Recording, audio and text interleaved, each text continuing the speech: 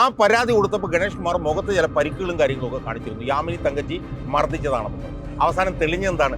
അയാളുടെ മുഖത്തെ പരിക്ക് അയാൾ തന്നെ ഉണ്ടാക്കിയതാണെന്നാണെന്ന് തെളിഞ്ഞത്. അത്രയും നീചനായ, അന്ന് മുഖ്യമന്ത്രിയായിരുന്ന ഉമ്മൻചാണ്ടിയെ ഈ സോളാർ ഈ കേസിൽ കുരുക്കുന്നതിന് വേണ്ടിയിട്ടുള്ള ഗൂഢാലോചന നടന്നതിലെ മുഖ്യ പങ്കാളി ഗണേഷ് കുമാർ ആണെന്ന് കാര്യകാരണ സമിതി റിപ്പോർട്ടിൽ എഴുതി വെച്ചിട്ടുണ്ട്. ഈ സോളാർ പരാതിക്കാരിയുമായി ചേർന്ന് ആദ്യാവസാനം നടത്തിയ ഏറ്റവും പ്രധാനപ്പെട്ട പ്രതിയാണ് ഗണേഷ് കുമാർ. ആ ഗണേഷ് കുമാറാണ് ഇപ്പൊ വലിയ സൂപ്പർ സ്റ്റാർ പദവി ചമഞ്ഞ് ഇപ്പൊ മന്ത്രിയായി ഇപ്പൊ വലിയ ആളായിട്ട് ഇവിടെ. കേരളത്തിൽ അഴിമതി കേസിൽ ജയിലിൽ കിടന്ന ഒരാളുടെ മകനാണ് ഇയാൾ. കേരളത്തിൽ അഴിമതി കേസിൽ ആകെ ഒരാളാണ് ജയിലിൽ കിടന്നിട്ടുള്ളത്, അത് ആർ ബാലകൃഷ്ണപിള്ളയാണ്. ആ ആർ ബാലകൃഷ്ണന്റെ മകനാണ് വന്നിട്ട് പറയുന്നത്. അപ്പൊ അതൊക്കെ തന്നെ എത്ര വലിയൊരു ഹിപ്പോക്രസിയാണ് എന്നുള്ളത് നമ്മൾ മനസ്സിലാക്കുക.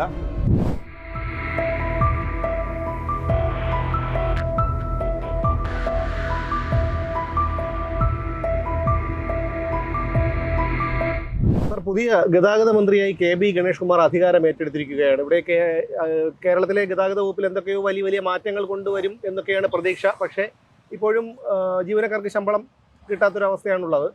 പക്ഷെ ഒരു വ്യക്തി എന്നുള്ള നിലയിൽ, രാഷ്ട്രീയം നമുക്ക് മാറ്റിവെക്കാം, ഒരു വ്യക്തി എന്നുള്ള നിലയിൽ അങ്ങേയറിയാം VS അച്യുതാനന്ദൻ്റെ പേഴ്സണൽ സ്റ്റാഫിലുണ്ടായിരുന്ന അഡീഷണൽ പ്രൈവറ്റ് സെക്രട്ടറി എന്നുള്ള നിലയിൽ താങ്കൾക്ക് ഒരുപാട് രാഷ്ട്രീയ പരിചയമുണ്ട്. അതുപോലെ ആർ ബാലകൃഷ്ണപിള്ളയോടായാലും ഗണേഷിനോടായാലും പല കാര്യങ്ങളും താങ്കൾക്ക് അറിയാവുന്നതാണ്. ആ ഒരു അനുഭവ സമ്പത്തിൻ്റെ വെളിച്ചത്തിൽ ഞാൻ ചോദിക്കുകയാണ്, ഒരു വ്യക്തി എന്നുള്ള നിലയിൽ ധാർമ്മികമായ ഒരു ഉത്തരവാദിത്വം KB ഗണേഷ് കുമാറിനുണ്ടോ? സുമേഷ്, അത് എവിടെയെങ്കിലും പറയണമെന്ന് വിചാരിക്കുന്ന ഒരു കാര്യമായിരുന്നു. അതിൻ്റെ കാരണം എന്താണെന്ന് ചോദിച്ചാൽ, ഈ KB ഗണേഷ് കുമാർ ഗതാഗത മന്ത്രി ആയതിനെ തുടർന്ന് വലിയൊരു ഹൈപ്പ് നടന്നുകൊണ്ടിരിക്കുകയാണ്. അയാൾ അങ്ങോട്ട് തിരിഞ്ഞാലും ഇങ്ങോട്ട് തിരിഞ്ഞാലും അയാൾ പറയുന്ന ഒരു സിനിമാറ്റിക് ശൈലിയിൽ അയാളെ പ്രൊമോട്ട് ചെയ്യാൻ വേണ്ടിയിട്ട് വലിയ ശ്രമങ്ങൾ നടന്നുകൊണ്ടിരിക്കുക. അതിൻ്റെ പുറകിൽ അയാൾ തന്നെയാണ് പ്രധാനം എന്നാണ് കേൾക്കുന്നത്. ഭരണപരമായിട്ടുള്ള കാര്യം സംബന്ധിച്ച് ഞാൻ ഇന്നലെ ബസ്സിൽ പോയപ്പോൾ എൻ്റെ ഒരു വനിതാ കണ്ടക്ടറോട് ചോദിച്ചു, പുതിയ മന്ത്രി വന്നിട്ടെന്തോ, അത് സിനിമാക്കാരനല്ലേ സാറേ, ഞങ്ങൾക്ക് ഇതുവരെ ശമ്പളം കിട്ടിയിട്ടില്ല എന്ന് പറഞ്ഞു. അത് കഴിഞ്ഞിട്ട് 2 ദിവസം കഴിഞ്ഞിട്ടാണ് ശമ്പളം കിട്ടുന്നത്. അപ്പോൾ ട്രാൻസ്പോർട്ട് കോർപ്പറേഷനിൽ കാര്യങ്ങളൊന്നും മാറിയിട്ടില്ല. പക്ഷേ എന്തോ ഒരു വലിയ ഹൈപ്പ് ഇയാൾ ഉണ്ടാക്കിക്കൊണ്ടിരിക്കുന്നത്. അത് MLA ആയിരുന്നപ്പോഴും ആ ഒരു ഹൈപ്പ് അദ്ദേഹം ഉണ്ടാക്കാൻ ശ്രമിച്ചുകൊണ്ടിരുന്നല്ലോ. അതെ, അതിൻ്റെ എല്ലാം പുറകിൽ അയാൾ തന്നെയായിരുന്നു. എൻ്റെ ഒരു ഖണ്ഡിതമായ അഭിപ്രായം എന്ന് പറയുന്നത്, ഇതുപോലൊരാൾ കേരളത്തിൽ മന്ത്രിയായതിൽ മലയാളി ലജ്ജിച്ച് തല താഴ്ത്തണം എന്നാണ് എനിക്ക് ആമുഖമായി സൂചിപ്പിക്കാനുള്ളത്. അതെന്തുകൊണ്ടാണ്? കാരണം രാഷ്ട്രീയക്കാരുടെ പല ചരിത്രങ്ങളും നമുക്കറിയാം. പക്ഷേ KB ഗണേഷ് കുമാറിനെ താങ്കൾ എന്തുകൊണ്ടാണ് ഇത്തരത്തിൽ പറയുന്നത്? അല്ല സുമേഷ്, ഇതിനകത്ത് 2006 തെരഞ്ഞെടുപ്പിൻ്റെ സമയത്ത് 2 പേരെ അന്ന് മത്സരത്തിൽ നിന്ന് മാറ്റി നിർത്തണമെന്ന് അച്യുതാനന്ദൻ ആവശ്യപ്പെട്ടിരുന്നു. അതിലൊന്ന് നീലലോഹിതദാസ് നാടകമായി, നമുക്കറിയാലോ, ഒരു ഉയർന്ന IAS ഉദ്യോഗസ്ഥരുമായി ബന്ധപ്പെട്ടുകൊണ്ടൊരു ആരോപണം അയാൾക്കെതിരെ ഉയർന്നു. അതുപോലെ തന്നെ നമ്മുടെ ഇയാൾ ആന്റണി രാജു, അയാളുടെ മറ്റേ അടിവസ്ത്രവുമായി ബന്ധപ്പെട്ട് ഉണ്ടായിട്ടുള്ള വിവാദം, അത് രണ്ടും VS അച്യുതാനന്ദൻ ശക്തമായി ഉന്നയിച്ചതിനെ തുടർന്ന് അവരെ അന്ന് മാറ്റി നിർത്തുകയുണ്ടായി. എന്നാൽ ഇപ്പോഴത്തെ അനുഭവം നമ്മൾ നോക്കുമ്പോൾ എന്താ കാണാൻ കഴിയുന്നറിയോ? അവരുമായിട്ടൊക്കെ നോക്കുമ്പോൾ അതിൻ്റെ ഏതാണ്ട് ഒരു 1,00,000 ഇരട്ടി നികൃഷ്ടനായിട്ടുള്ള ഒരു മനുഷ്യനാണ് ഗണേഷ് കുമാർ. ഇപ്പോൾ പിണറായി വിജയൻ മറ്റേ ബിഷപ്പിനെ കുറിച്ച് പറഞ്ഞതുപോലെ നികൃഷ്ട ജീവി എന്ന് പറഞ്ഞാൽ പോലും അത് ഒരു കുറഞ്ഞ പരാമർശമായിരിക്കും എന്നെനിക്ക് തോന്നുന്നില്ല. ഞാനത് ഓരോന്നായിട്ട് ഞാൻ പറയാം. അതിൽ ഏറ്റവും പ്രധാനപ്പെട്ടത്, VS അച്യുതാനന്ദനെ ഞരമ്പ് രോഗിയെന്നും കാമഭ്രാന്തനെന്നും വിളിച്ച ആളാണ് ഗണേഷ് കുമാർ. അത് ഏത് സാഹചര്യത്തിലായിരിക്കും അദ്ദേഹം അങ്ങനെ? അല്ല, ഞാൻ പറഞ്ഞത് അതിൻ്റെ കാരണം എന്താണെന്ന് ചോദിച്ചു കഴിഞ്ഞാൽ, ഇയാളുടെ പിതാവിനെ ജയിലിലാക്കാൻ വേണ്ടിയിട്ടുള്ള പ്രവർത്തനങ്ങൾ, ആ പോരാട്ടം മുഴുവൻ നടത്തിയത് VS ആണല്ലോ. അതിൻ്റെ ഒരു കലിപ്പ് ഇയാൾക്ക് മനസ്സിൽ കിടപ്പുണ്ട്. ആ കലിപ്പ് പറഞ്ഞു പൊങ്ങിയിട്ടായിരിക്കാം. എന്തായാലും ബാലകൃഷ്ണപിള്ള പോലും VS അച്യുതാനന്ദനെ ഞരമ്പ് രോഗിയെന്നോ അല്ലെങ്കിൽ കാമഭ്രാന്തനെന്ന് വിളിച്ചിട്ട് അന്നത് വലിയ വിവാദമാവുകയും അവസാനം ഇയാൾക്ക് മാപ്പ് പറഞ്ഞു കൊടുക്കുകയും ചെയ്യേണ്ടി വന്നു. അതാണ് അയാളുടെ ഈ പറഞ്ഞ പോലെ ഒരു വഴിവിട്ട സംസാരത്തിൻ്റെ തുടക്കം. അതിനുശേഷം ഉണ്ടായ സംഭവം എന്താ? അതിനുശേഷം ഉണ്ടായ സംഭവമാണ് സോളാറുമായി ബന്ധപ്പെട്ടിട്ടുള്ള വിഷയം. ആ വിഷയവുമായി ബന്ധപ്പെട്ടുകൊണ്ട് അയാളുടെ ഭാര്യയുമായി ഉണ്ടായിട്ടുള്ള പ്രശ്നം നമ്മൾ ഓർക്കണം. യാമിനി തങ്കച്ചി എന്ന് പറഞ്ഞിട്ടുള്ള നല്ല ഒരു കുടുംബത്തിൽ നിന്ന് വിവാഹം ചെയ്ത ഒരു ഡോക്ടറായിരുന്നു യാമിനി തങ്കച്ചി. ആ യാമിനി തങ്കച്ചിയെ മർദ്ദിച്ച ആളാണ് ഇയാൾ. തന്നെ വീട്ടിലിട്ട് ക്രൂരമായി ഇയാൾ മർദ്ദിക്കുന്നുവെന്ന് യാമിനി തങ്കച്ചി തന്നെ പുറത്തുനിന്ന് പത്രസമ്മേളനം നടത്തിയതാണ്. അത് കഴിഞ്ഞ് കുറച്ചു കാലം കഴിഞ്ഞപ്പോൾ എന്താ സംഭവിച്ചതെന്ന് വെച്ച് കഴിഞ്ഞാൽ യാമിനി തങ്കച്ചി തന്നെ മർദ്ദിച്ചു എന്ന് പറഞ്ഞുകൊണ്ട് ഗണേഷ് കുമാർ കൊണ്ടുവന്ന് പരാതി കൊടുത്തു. ആ പരാതി കൊടുത്തപ്പോൾ ഗണേഷ് കുമാർ മുഖത്ത് ചില പരിക്കുകളും കാര്യങ്ങളൊക്കെ കാണിച്ചിരുന്നു. യാമിനി തങ്കച്ചി മർദ്ദിച്ചതാണെന്നും പറഞ്ഞു. അവസാനം തെളിഞ്ഞെന്താണ്? അയാളുടെ മുഖത്തെ പരിക്ക് അയാൾ തന്നെ ഉണ്ടാക്കിയതാണെന്നാണെന്ന് തെളിഞ്ഞത്. അത്രയും നീചനായ ഒരു മനുഷ്യൻ. അല്ല, ഇടയ്ക്ക് ഈ നമ്മുടെ ഒരു പ്രമാദമായ ഒരു കേസിൽപ്പെട്ട ഒരു വനിതയുമായിട്ടുള്ള ഇദ്ദേഹത്തിന്റെ ബന്ധം കാരണം ഇദ്ദേഹം മന്ത്രിയായിരുന്ന സമയത്ത് അവരുടെ ഭർത്താവ് മന്ത്രിമന്ദിരത്തിൽ കയറി ഇദ്ദേഹത്തിനെ മർദ്ദിച്ചു, അതുമൂലമുണ്ടായ പരിക്കാണ് എന്നുള്ള ഒരു നിലയിലുള്ള പ്രചാരണം നടക്കുന്നുണ്ട്. എന്താണ് സത്യം? ഞാൻ അതിലേക്കാണ് വരാൻ പോകുന്നത്. എന്തായാലും അയാൾ സ്വന്തമായി മുഖത്തുണ്ടാക്കിയ പരിക്കാണെന്നുള്ളത് വളരെ വ്യക്തമായി അന്ന് തെളിഞ്ഞതാണ്. എന്നാൽ അതിനേക്കാളൊക്കെ പ്രധാനമായിട്ടുള്ള ഒരു കാര്യം, ഒരു കാരണവശാലും അയാൾ കേരളത്തിൽ മന്ത്രിയാകാൻ പാടില്ല എന്ന് സൂചിപ്പിക്കുന്ന ഒരു സംഭവമാണ് സോളാർ തട്ടിപ്പുമായി ബന്ധപ്പെട്ടുകൊണ്ട് ഇയാളുടെ ഇടപെടൽ. അപ്പോൾ സോളാർ തട്ടിപ്പുമായി ബന്ധപ്പെട്ടുകൊണ്ട് ഇയാളുടെ ഇടപെടൽ സംബന്ധിച്ച് ഒരുപാട് അഭ്യൂഹങ്ങളും ആരോപണങ്ങളൊക്കെ നിലനിൽക്കുന്നുണ്ടായിരുന്നു. പക്ഷേ സോളാർ തട്ടിപ്പുമായി ബന്ധപ്പെട്ടുകൊണ്ട് അന്ന് മുഖ്യമന്ത്രിയായിരുന്ന സമാദരണീയനായിട്ടുള്ള ഉമ്മൻചാണ്ടിക്ക് പങ്കൊന്നുമില്ല എന്ന് പറഞ്ഞൊരു CBI റിപ്പോർട്ട് വന്നു. ആ CBI റിപ്പോർട്ടിനകത്ത് ഉള്ള പരാമർശങ്ങൾ, അവരുടെ ഫൈൻഡിങ്സ്, ആ ഫൈൻഡിങ്സ് കൂടെ നോക്കിയാൽ ഇയാളെ മന്ത്രിയാക്കാൻ പറ്റില്ലെന്ന് മാത്രമല്ല, ഇയാളെ വളരെ ലളിതമായി പറഞ്ഞാൽ ഒരു നികൃഷ്ട ജീവി എന്ന് വിളിച്ചാൽ പോലും അതിലൊരു തെറ്റുമില്ല എന്ന് കാണുന്ന തരത്തിലുള്ള നിരീക്ഷണങ്ങളാണ് അതിനകത്തുള്ളത്. അത് ഓരോന്നോരോന്ന് നമുക്കെടുക്കാം. അതിലെ ഏറ്റവും പ്രധാനപ്പെട്ട ആദ്യത്തെ ഒരു നിരീക്ഷണം എന്ന് പറയുന്നത് 2009 അന്ന് എനിക്ക് തോന്നുന്നത് VS അച്യുതാനന്ദൻ മന്ത്രിസഭയുടെ സമയത്താണ്. അന്ന് ഇയാൾ MLA ആയിരുന്നു അല്ലേ? അല്ല, 2009 ഇയാൾ സോളാർ പരാതിക്കാരെ ആദ്യമായി കാണുന്നു. പേര് പറയാൻ പാടില്ലല്ലോ. കാണുമ്പോൾ തന്നെ അവരിൽ നിന്ന് ഫോൺ നമ്പർ മേടിക്കുന്നു. ഒരു പൊതുപ്രവർത്തകൻ ആദ്യം ചെയ്യുന്നതാണ്. ഒരു സ്ത്രീയെ കാണുമ്പോൾ ഉടനെ അവരിത് ഫോൺ നിരന്തരമായി അവരെ വിളിക്കുന്നു. ഈ റിപ്പോർട്ടിലുള്ള കാര്യമാണ്. എന്നിട്ട് അവരുമായി പ്രേമത്തിലാവുന്നു. ഏത് പൊതുപ്രവർത്തകനായിട്ടുള്ള ഗണേഷ് കുമാർ ഇത് ചെയ്യുമ്പോൾ അയാൾക്ക് ഭാര്യയും കുട്ടിയുണ്ടെന്ന് എനിക്കറിയില്ല. ഉണ്ട്. അപ്പം ഭാര്യയും കുട്ടിയും ഉണ്ട്. ആ രണ്ട് കുട്ടികളും ഭാര്യയുള്ള സമയത്താണ് ഈ സോളാർ പരാതിക്കാരി വഴുതക്കാടോ മറ്റോ ഉള്ള അയാളുടെ വീട്ടിൽ നിരന്തരം ചെല്ലുന്നു. എന്ന് പറഞ്ഞാൽ ഭാര്യാസമേതനായി വീട്ടിൽ താമസിക്കുന്ന പൊതുപ്രവർത്തകന്റെ വീട്ടിലേക്ക് ഈ പരാതിക്കാരി നിരന്തരം ചെല്ലുന്നു. പ്രേമത്തിലാവുന്നു. ആ പരാതിക്കാരി ഗർഭിണിയാകുന്നു. എന്ന് മാത്രമല്ല, ആ ഗർഭം തുടർന്നുകൊള്ളൂ എന്ന് ഗണേഷ് കുമാറിന്റെ അമ്മ പറയുന്നു. കുമാറിന്റെ അമ്മ തന്നെ പറയുന്നു ഗർഭം തുടരട്ടെ. എങ്ങനെ താങ്കൾക്ക് അത് പറയാൻ കഴിയും? അത് CBI റിപ്പോർട്ടിൽ തന്നെ പരാമർശിച്ചിട്ടുണ്ട്. CBI റിപ്പോർട്ടിൽ തന്നെ അത് എഴുതി വെച്ചിരിക്കുകയാണ്. ഞാൻ ഈ പറഞ്ഞ കാര്യങ്ങൾ മുഴുവൻ. എന്തുകൊണ്ടായിരിക്കാം അദ്ദേഹത്തിന്റെ അമ്മ, അവർ വളരെ പ്രൗഢയായ ഒരു സ്ത്രീ, വളരെ വലിയൊരു കുടുംബത്തിലുള്ള സ്ത്രീ, വലിയൊരു നേതാവിന്റെ ഭാര്യ, അപ്പൊ അത്തരമൊരു കുടുംബത്തിലെ ഒരു സ്ത്രീ അങ്ങനെ പറയാനുള്ള സാഹചര്യം എന്തായിരിക്കും? അല്ല, അത് ഞാൻ പറഞ്ഞ ഇയാളുടെ വഴിവിട്ട ബന്ധവും ഇത് തനിക്ക് തടയാൻ പാടില്ല എന്നുള്ളതായിരിക്കും. എന്തായാലും ഒരു കാര്യം ഉറപ്പുണ്ട്. എന്താണ്? CBIയുടെ റിപ്പോർട്ടിൽ തന്നെ ഇത്രയും കാര്യങ്ങൾ പരാമർശിച്ചിരിക്കുന്നു. മനസ്സിലായില്ലേ? അപ്പം നമ്മൾ ഇയാളുടെ ധാർമ്മിക മൂല്യത്തെക്കുറിച്ച് ആലോചിച്ച് നോക്കിയേ. ഇയാൾക്ക് ഭാര്യയുണ്ട്, ഇയാൾക്ക് മക്കളുണ്ട്. ഭാര്യയും മക്കളും ഉള്ളപ്പോൾ ഇയാളുടെ വീട്ടിൽ പരാതിക്കാരി വരുന്നു, അവരുമായിട്ട് പ്രേമത്തിലാവുന്നു, ഗർഭിണിയാവുന്നു. ഇപ്പം കുട്ടി ഉണ്ടെന്നാണ് ഞാൻ മനസ്സിലാക്കുന്നത്. ആ ഗർഭം തുടരട്ടെ എന്ന് പറയും. ഇത്രയും കാര്യങ്ങൾ അതിനകത്ത് എഴുതി വെച്ചിരിക്കുന്നു. അപ്പോൾ ഇയാളുടെ ധാർമ്മിക മൂല്യം എന്താണെന്നുള്ളത് നമ്മളൊന്ന് ആലോചിക്കും. ഒന്നാമത്തെ കാര്യം. രണ്ടാമത്തെ കാര്യം എന്താണ്? രണ്ടാമത്തെ കാര്യം എന്ന് പറയുന്നത്, അന്ന് മുഖ്യമന്ത്രിയായിരുന്ന ഉമ്മൻചാണ്ടിയെ ഈ സോളാർ ഈ കേസിൽ കുരുക്കുന്നതിന് വേണ്ടിയിട്ടുള്ള ഗൂഢാലോചന നടന്നതിലെ മുഖ്യ പങ്കാളി ഗണേഷ് കുമാർ ആണെന്ന് കാര്യകാരണ സമിതി റിപ്പോർട്ടിൽ എഴുതി വെച്ചിട്ടുണ്ട്. മനസ്സിലായി?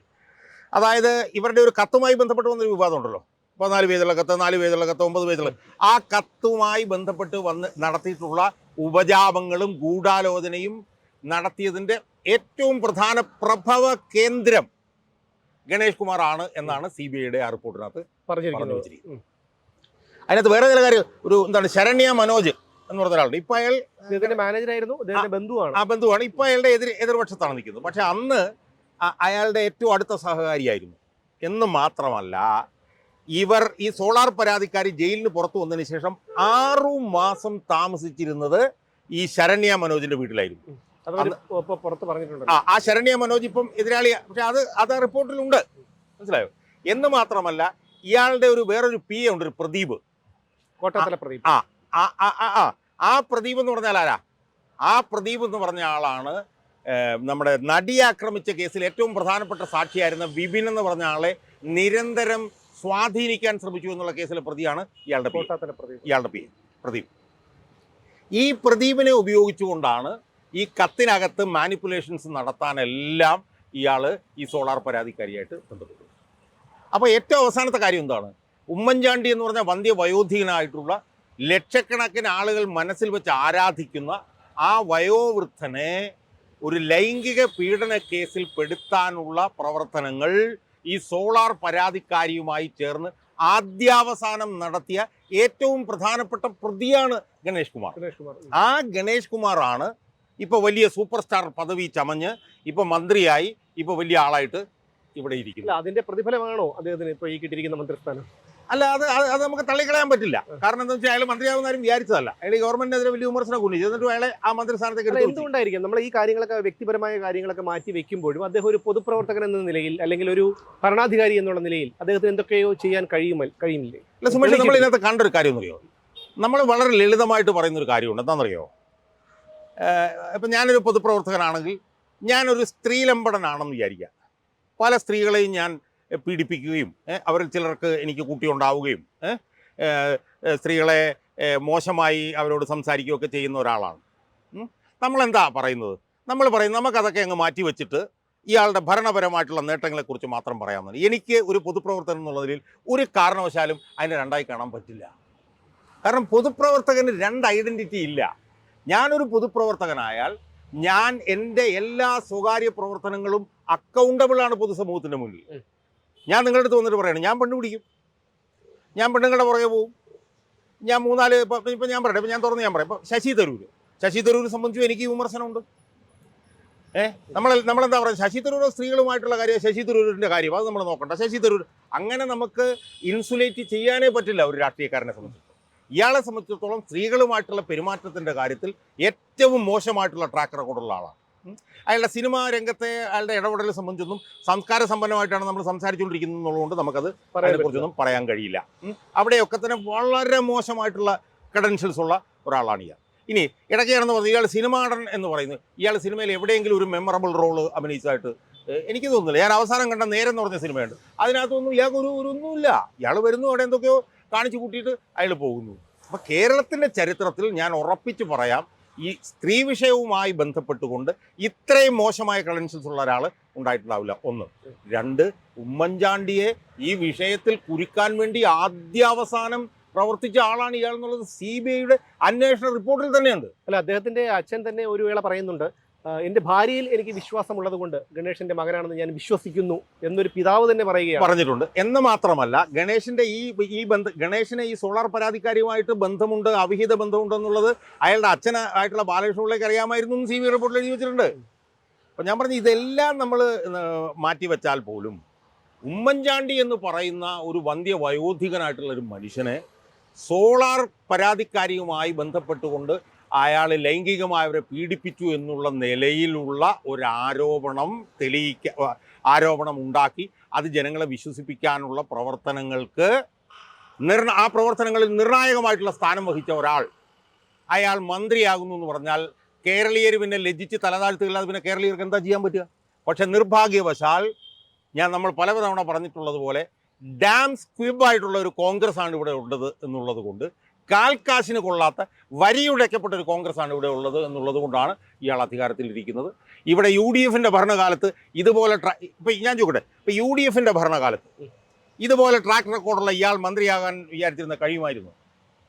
ഒരു കാരണവശാലും കഴിയില്ലായിരുന്നു. മനസ്സിലായി? പക്ഷേ കോൺഗ്രസിനെ സംബന്ധിച്ചിടത്തോളം കോൺഗ്രസിൻ്റെ ഏറ്റവും സമാരാധ്യനായിട്ടുള്ള ഒരു മനുഷ്യനായിരുന്നു ഉമ്മൻചാണ്ടി.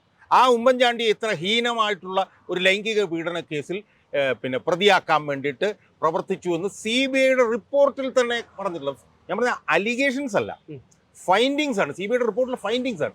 ആ ഫൈൻഡിങ്സ് ഉള്ള ഒരാൾ ഇവിടെ മന്ത്രിയായി കയറിയിരുന്നിട്ട് ഒരു ഉളുപ്പും ഇവിടുത്തെ കോൺഗ്രസ്സുകാരനില്ല, ഒരു വിമർശനവും അവർക്ക് പറയാനില്ല. അവരെന്തോ 2 പ്രസ്താവന നടത്തിയിട്ട് അവരെ വഴി പോയി. കോൺഗ്രസ്സുകാരൊന്നും പറയുന്നില്ല, യൂത്ത് കോൺഗ്രസ്സുകാരൊന്നും പറയുന്നില്ല. അപ്പം ഇതൊക്കെ ഇവിടെ നടക്കും. പക്ഷേ നമ്മളെ ഉത്തരവാദിത്വ ബോധമുള്ള സംസ്കാര സമ്പന്നരായിട്ടുള്ള മലയാളികളെ സംബന്ധിച്ചിടത്തോളം ആ മലയാളികൾ ശരിക്കും ലജ്ജിച്ച് തലകുനിക്കുകയാണ് ചെയ്യേണ്ടത് ഇതുപോലൊരു നികൃഷ്ട ജീവി മന്ത്രിയായതിൽ എന്നാണ് എനിക്ക് അല്ല, തോന്നുന്നത്. ഇതിനു മുമ്പ് തന്നെ അച്യുതാനന്ദൻ മന്ത്രിസഭയിൽ വിദ്യാഭ്യാസ മന്ത്രിയായിരുന്ന ശ്രീ എം എ ബേബി അദ്ദേഹത്തെക്കുറിച്ച് ഒരു പീഡന കേസിലെ പ്രതിയായിരുന്നില്ല അദ്ദേഹം? അല്ല, ഞാൻ പറഞ്ഞ അതുപോലെ പലരെക്കുറിച്ചും ആരോപണങ്ങൾ വന്നിട്ടുണ്ട്. ഇപ്പം പിന്നെ ബേബിയെക്കുറിച്ച് കേട്ടിട്ടുള്ള ആ ആരോപണം വസ്തുനിഷ്ഠമാണ് എന്ന് വിശ്വസിക്കുന്ന ഒരാളാണ് ഞാൻ. അത് സംബന്ധിച്ച് ലേഖനങ്ങളൊക്കെ വന്നിട്ട് ബേബി അതിന് മറുപടി പോലും കൊടുക്കുകയോ മാനനഷ്ട കേസ് കൊടുക്കുകയോ ചെയ്തിട്ടില്ല. അങ്ങനെ പലരെക്കുറിച്ചും ആരോപണങ്ങൾ വന്നിട്ടുണ്ട്. അല്ല, മാനനഷ്ട കേസ് കൊടുത്തിരുന്നു. പക്ഷെ അത് ഫോളോ അപ്പ് ചെയ്തില്ല. നോട്ടീസ് അയച്ചിട്ട് ഫോളോ അപ്പ് ചെയ്തില്ല. അതുപോലെ തന്നെ പലരെ കുറിച്ചിട്ടും വന്നിട്ടുണ്ട്. ഇപ്പൊ പി ശശി എന്ന് പറഞ്ഞ ഇപ്പോഴത്തെ പൊളിറ്റിക്കൽ സെക്രട്ടറിയെ ഈ ശ്രീപീഡന ആരോപണത്തിന്റെ പേരിൽ പാർട്ടിയിൽ നിന്ന് പുറത്താക്കിയിട്ട് പിന്നെ തിരിച്ചു കൊണ്ടുവന്നു. അങ്ങനെ പല ആളുകളെ കുറിച്ചും വന്നിട്ടുണ്ട്. അവരെ ഒന്നും നമ്മൾ പിന്തുണയ്ക്കുന്നില്ല. പക്ഷെ അവരുമായിട്ടൊന്നും താരതമ്യം ചെയ്യാൻ പോലും കഴിയാത്ത നിലയിൽ അത്ര നീചനും നികൃഷ്ടനുമായിട്ടുള്ള ഒരു വ്യക്തിയാണ് ഗണേഷ് കുമാർ. ആ ഗണേഷ് കുമാറിനെ സാമൂഹ്യ മാധ്യമങ്ങളിൽ ഒരു വിഭാഗം ആളുകൾ ആഘോഷിക്കുന്നു എന്ന് പറയുമ്പോൾ അത് ഒരു ഒരു കാരണവശാലും സംസ്കാര സമ്പന്നരായിട്ടുള്ള മലയാളിക്ക് യോജിക്കാൻ പറ്റാത്തൊരു കാര്യമാണ്. അയാളിപ്പോൾ നോക്കുമ്പോഴത്തേക്ക് ആളുകളെ കെട്ടിപ്പിടിക്കുന്നു, ആളുകൾ മോഹിക്കുന്നു.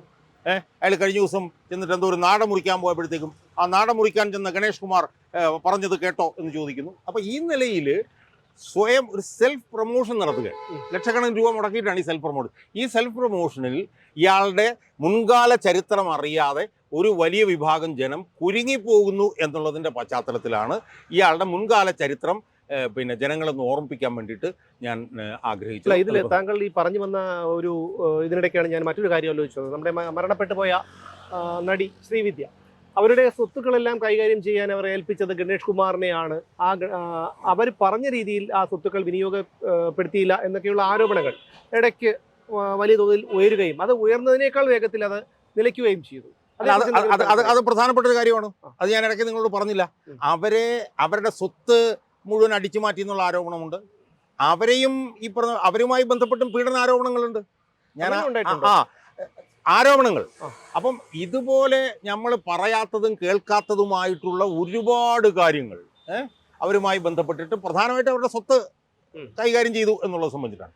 അതുപോലെ തന്നെ ബന്ധുക്കളുമായിട്ടുണ്ട്, പിന്നെ സഹോദരിയുമായി ബന്ധപ്പെട്ടിട്ടുണ്ട്. അപ്പൊ ആ നിലയിൽ ഒരുപാട് പേരുമായി ബന്ധപ്പെട്ടുകൊണ്ട് നിയമവിരുദ്ധവും ആയിട്ടുള്ള ഒരുപാട് കാര്യങ്ങൾക്ക് നേതൃത്വം കൊടുത്തിട്ടുള്ള ഒരാളാണ് ഇയാൾ. അയാളെ ഒരു ഇടതുപക്ഷ മന്ത്രിസഭയിൽ, ഞാൻ പറഞ്ഞപ്പം UDF മന്ത്രിസഭയാണ് ഏറ്റവും കൂടുതൽ ചീഞ്ഞളിഞ്ഞെന്നാണല്ലോ കമ്മ്യൂണിസ്റ്റുകാർ പറയും. പക്ഷെ ഒരു ഇടതുപക്ഷ മന്ത്രിസഭയിൽ അയാളെ കൊണ്ടുവന്ന് ഇരുത്തുക എന്ന് പറയുന്നത് സത്യം പറഞ്ഞു കഴിഞ്ഞാൽ ഇതിൻ്റെ ജീർണതയുടെ വേറൊരു തലമായിട്ട് വളരെ എളുപ്പത്തിൽ നമുക്കതിനെ പിന്നെ വിശകലനം ചെയ്യാമെന്നാണ് എനിക്ക് തോന്നുന്നത്. എന്തായാലും കേരളത്തിൽ നമ്മുടെ ഇടതുപക്ഷം ഊർധ്വം വലിച്ചുകൊണ്ടിരിക്കുന്ന ഒരു അവസ്ഥയിലാണ്. പിണറായി വിജയൻ ആ അവസ്ഥയിലേക്ക് എത്തിച്ചിരിക്കുകയാണ്. അപ്പോൾ ഇനി UDF ഒരു ബാല്യമുണ്ടെന്ന് തന്നെ നമുക്ക് പലരും പ്രതീക്ഷിക്കുന്നുണ്ട്. ഇനിയും അങ്ങനെ വന്നാൽ ഗണേഷ് കുമാർ UDF പോകും എന്ന് താങ്കൾ കരുതുന്നുണ്ടോ? അങ്ങനെ പോയാൽ തന്നെ UDF അദ്ദേഹത്തെ സ്വീകരിക്കുമെന്ന് താങ്കൾ കരുതുന്നു? UDF ഇനി അയാൾ പോകാനുള്ള സാധ്യത വളരെ കുറവാണ്. പ്രത്യേകിച്ച് ഉമ്മൻചാണ്ടിയെ കുരുക്കുന്നതിന് വേണ്ടിയിട്ടുള്ള പ്രവർത്തനങ്ങളിൽ അയാൾ വലിയ പങ്ക് വഹിച്ചിട്ടുണ്ട് എന്ന് CBI പോലൊരു പ്രീമിയർ അന്വേഷണ ഏജൻസി അവരുടെ അന്വേഷണ റിപ്പോർട്ടിൽ കണ്ടുപിടിച്ചിരിക്കുന്ന സാഹചര്യത്തിൽ ഇനി UDF അയാളെ അക്കോമഡേറ്റ് ചെയ്യാനുള്ള സാധ്യത ഉണ്ടെന്ന് എനിക്ക് തോന്നുന്നു. അധികാരം അദ്ദേഹത്തിനൊരു പ്രധാനപ്പെട്ട ഒരു സംഭവമാണല്ലോ. അതുകൊണ്ടാണല്ലോ അദ്ദേഹം ഇത്തരത്തിൽ ചെയ്തിട്ടുണ്ടെങ്കിൽ തന്നെ അങ്ങനെ ചെയ്തത്. അങ്ങനെയാണെങ്കിൽ ഗ്രിപ്പ് ഇടതുപക്ഷത്തിന് ഇല്ലാതെ വരുമ്പോൾ ഇപ്പം നമ്മൾ അതിനെക്കുറിച്ച് ചർച്ച ചെയ്യുന്നതിൽ വലിയ അർത്ഥമുണ്ടെന്ന് തോന്നുന്നില്ല. കാരണം അയാളിപ്പോൾ പിന്നെ ഇടതുപക്ഷത്ത് സംതൃപ്തനാണ്. മറുവശത്ത് UDF അയാളെ കുറിച്ച് വിമർശനങ്ങളുണ്ട്. മനസ്സിലായോ? അപ്പൊ സ്വാഭാവികമായും ഇപ്പൊ 2-2.5 വർഷക്കാലം അയാൾ മന്ത്രിയാകും കൂടി ഇരുന്ന് കഴിഞ്ഞാൽ പിന്നെ അയാൾക്ക് അത് അപ്പുറത്തേക്ക് പോകേണ്ട ഒരു രാഷ്ട്രീയ സാഹചര്യം ഇപ്പോൾ ഉരുത്തിരിഞ്ഞ് വന്നിട്ടില്ല എന്നാണ് എനിക്ക് തോന്നുന്നത്. ഈ കേരളത്തിലെ രാഷ്ട്രീയ പതിറ്റാണ്ടുകളുടെ രാഷ്ട്രീയ ഉള്ളുകളികൾ അറിയാം എന്നുള്ളൊരു വ്യക്തി എന്നുള്ള നിലയ്ക്ക് ഞാൻ ചോദിക്കുകയാണ്, KB ഗണേഷ് കുമാർ എന്തുകൊണ്ടാണ് ഇതുപോലൊരു, അതായത് ഒരു പിതാവിനെ പോലെ, അല്ലെങ്കിൽ ഒരു കാലത്ത് അദ്ദേഹം വളരെ ബഹുമാനിച്ചിരുന്ന ഉമ്മൻചാണ്ടിയെ പോലെ ഒരു മനുഷ്യനെതിരെ അദ്ദേഹം ഇത്തരമൊരു ചതി പ്രയോഗിച്ചത്? അല്ല, അതിന് പല കാരണങ്ങളുണ്ട്. രാഷ്ട്രീയമായി അയാൾക്കെതിരായിട്ടുള്ളൊരു നിലപാട് ഉമ്മൻചാണ്ടി എടുത്തു എന്നുള്ള ഒരു തോന്നൽ അയാളെ ബാധിച്ചിട്ടുണ്ട്. പക്ഷെ ഞാൻ കാണുന്ന ഒരു കാര്യം എന്താണെന്ന് അറിയാം. ഞാൻ കാണുന്നത് ഇയാൾ ഏറ്റവും നീചനും നികൃഷ്ടനുമായൊരു മനുഷ്യനാണെന്നാണ് ഞാൻ കാണുന്നത്.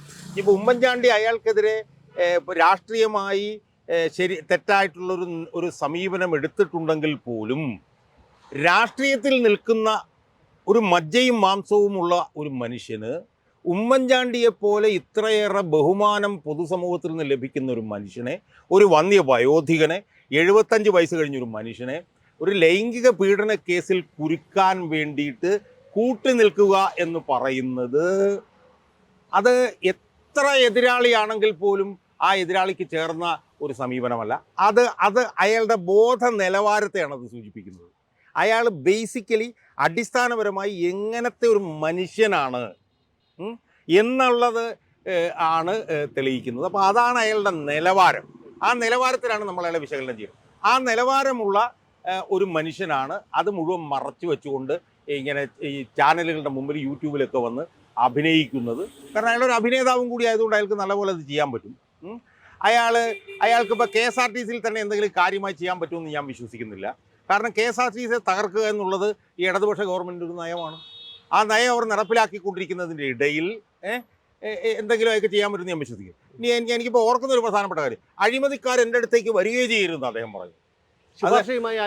അതിന് ഏറ്റവും വലിയ ഹിപ്പോക്രസിയാണ്. കാരണം എന്താണ്, കേരളത്തിൽ അഴിമതി കേസിൽ ജയിലിൽ കിടന്ന ഒരാളുടെ മകനാണ് ഇയാൾ. കേരളത്തിൽ അഴിമതി കേസിൽ ആകെ ഒരാളാണ് ജയിലിൽ കിടന്നിട്ടുള്ളത്, അത് R ബാലകൃഷ്ണപിള്ളയാണ്. ആ R ബാലകൃഷ്ണന്റെ മകനാണ് വന്നിട്ട് പറയുന്നത്. അപ്പോൾ അതൊക്കെ തന്നെ എത്ര വലിയൊരു ഹിപ്പോക്രസിയാണ് എന്നുള്ളത് നമ്മൾ മനസ്സിലാക്കുക. അപ്പോൾ ഇതൊക്കെ കുറച്ച് ആളുകളെ ഇങ്ങനെ അർമാദിപ്പിക്കാനും ആഘോഷിപ്പിക്കാനും ഒക്കെ കഴിയുമെങ്കിലും കേരളത്തിലെ പൊതുമണ്ഡലം ഈ ഗണേഷ് കുമാർ എന്ന് പറഞ്ഞ ഈ നികൃഷ്ട ജീവിയെ ഉൾക്കൊള്ളും എന്ന് ഞാൻ വിശ്വസിക്കുന്നതേയില്ല. അതോടൊപ്പം തന്നെ കേരളത്തിലെ ലക്ഷക്കണക്കിന് ഇടതുപക്ഷ പ്രവർത്തകരെ സംബന്ധിച്ചിടത്തോളം ഇത്രയും നീചനും നികർഷനുമായിട്ടുള്ള ഒരു മനുഷ്യനെ മന്ത്രിയാക്കിയതിൽ അവർക്കുള്ള ക്ഷോഭവും പ്രതിഷേധവും അവർ പ്രകടിപ്പിക്കേണ്ട സമയത്ത് ഉചിതമായി പ്രകടിപ്പിക്കും എന്നാണ് ഒരു കമ്മ്യൂണിസ്റ്റുകാരെന്നുള്ള നിലയിൽ ഞാൻ വിശ്വസിക്കുന്നത്.